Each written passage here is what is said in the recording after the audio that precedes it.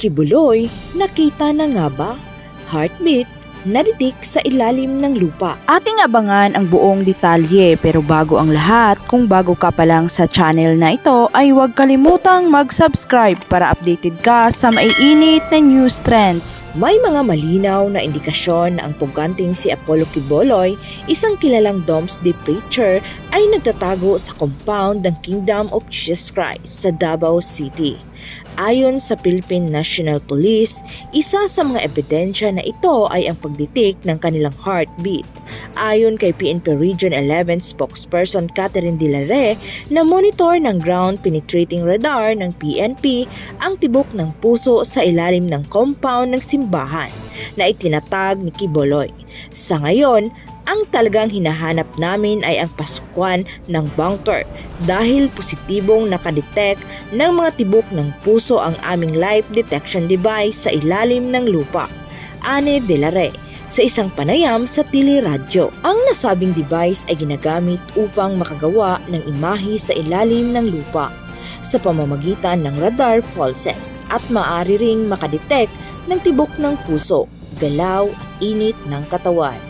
Ayon pa kay Delare, maraming tibok ng puso ang nadetect sa bunker, natagpuan noong Sabado, na nagpapahiwatig ng presensya ng preacher sa nasabing lugar.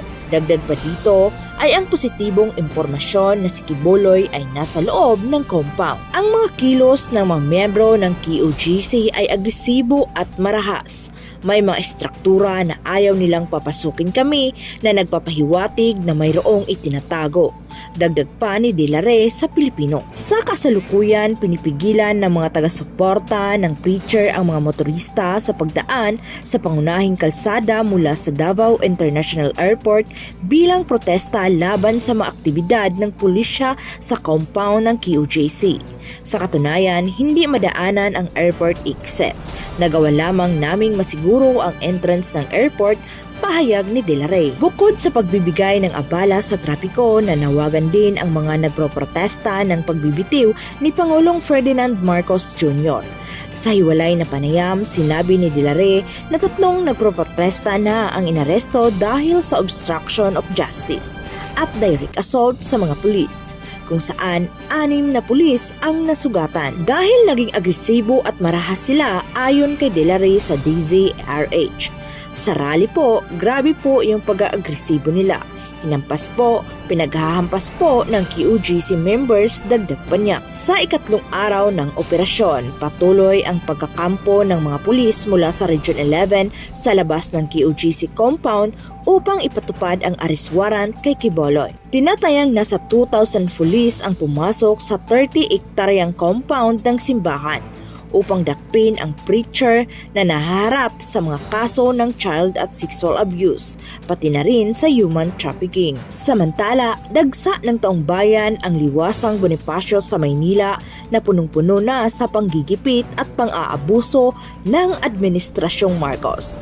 Ito'y pagsuporta rin sa mga misyonaryo ng Kingdom of Jesus Christ na inagawan ng kanilang tahanan at bahay-sambahan ng Philippine National Police.